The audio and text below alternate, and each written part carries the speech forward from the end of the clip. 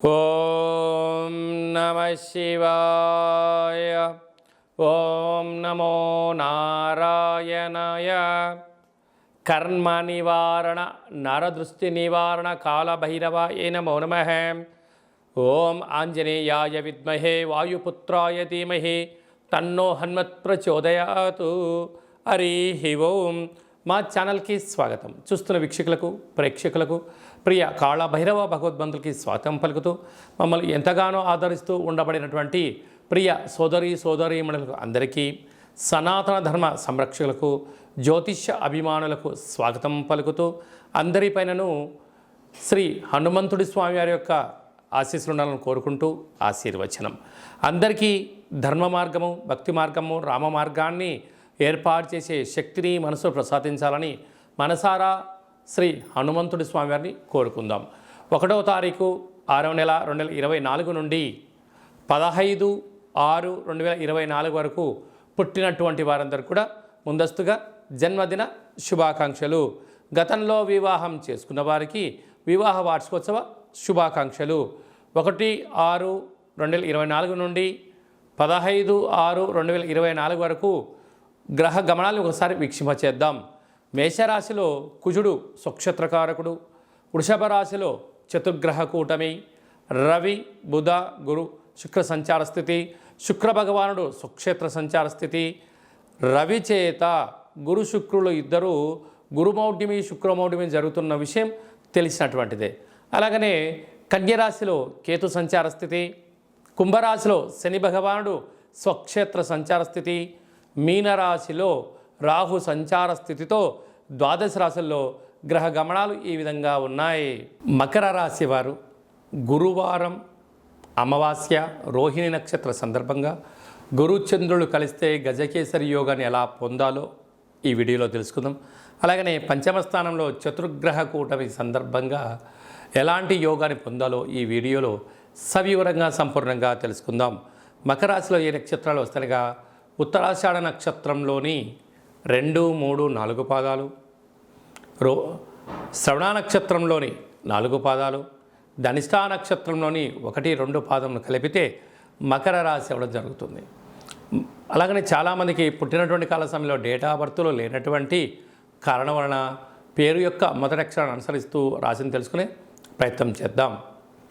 బో, జా, G, zoo, జే, జో, గా, గి అక్షరాల వారందరూ కూడా మకర రాశి జాతకులే. మకర రాశి యొక్క అధిపతి శని భగవానుడు.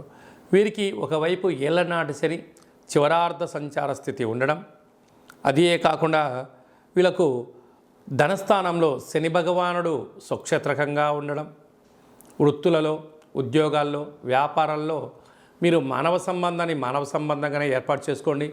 మీరేమో ప్రతి సంబంధాన్ని ధన ప్రకారంగా అనుకుంటున్నట్లయితే మీకున్న తెలివితేటలకు అద్భుతంగా ఉంటాయి.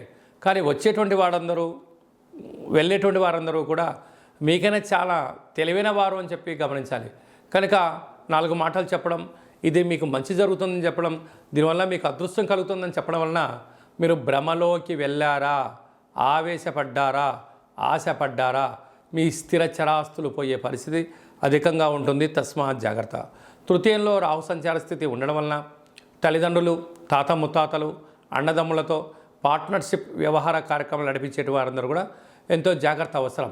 కొన్ని విషయాలు విన్నట్టు ఉండాలి, చూసినా చూడనట్టు ఉండగలిగినట్లయితే ఆ బంధుత్వము, ఆ పార్ట్నర్షిప్ బిజినెస్ బాగుంటుంది. ఇక్కడ తృతీయంలో రాహు ప్రభావం అధికంగా ఉండడం వలన ఇలాంటి ఇబ్బందులు ఉన్నప్పుడు గొడవలు పడడం, పార్ట్నర్షిప్ నుంచి విడిపోవడం, తల్లిదండ్రులు ఆస్తి పంచుకోవడం, ఈ ఆస్తిని అప్పుకు తాకట్టు పెట్టడం, బ్యాంకులో లోన్లు పెట్టాలనే ప్రయత్నం చేశారా, ఆ ధనము రాకపోగా, ఈ స్థలము పోగా మీరు అప్పుల పాలయ్యే పరిస్థితి అధికంగా ఉంటుంది. ఇలాంటి కాల సమయంలో మీరు ఎంత బరువు అయితే ఉంటారో అంత బరువు కలిగినటువంటి ఉప్పును తులాభారంగా చేసుకొని వాటిని నీటితో కరిగించి ఆ నీటితో మహాదేవుడికి అభిషేకం చేసుకున్నట్లయితే అదృష్టం మీ సొంతమవుతుందని చెప్పి గమనించాలి.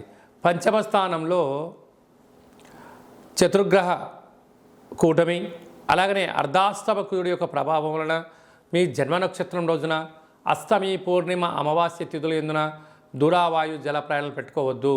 ప్రమాదాలు పొంచి ఉన్నాయి. కనుక అగ్నితో, నిప్పుతో, నీటితో, యంత్రాలతో, ఆయుధాలతో చెలగాటానికి తగదు. కనుక నూతనంగా వివాహమైన వారికి సంతాన యోగం, పిల్లల యొక్క చదువులు, పిల్లల యొక్క అభివృద్ధిలో అన్నింటా విజయం మీ సొంతం అవుతుంది. కనుక వీలైనంత వరకు వివాదాలకు దూరంగా ఉండండి. ఈ గురువారం రోహిణి నక్షత్ర సందర్భంగా అలాగనే పంచమ స్థానంలో చతుర్గ్రహ కూటమి యొక్క పరిస్థితి ఇంకనూ యోగించగలగాలి అన్నట్లయితే తెల్ల జిల్లెడు వృక్షం దగ్గర దీపాన్ని ఏర్పాటు చేసుకోవడము, కాళభైరవ స్వామి యొక్క స్మరణ, కాళభైరవ స్వామి యొక్క ముడుపు, హోమ కార్యక్రమంలో పాల్గొనడం వలన మీకు అద్భుతమైన యోగం మీ సొంతం అవుతుందని చెప్పి గమనించాలి.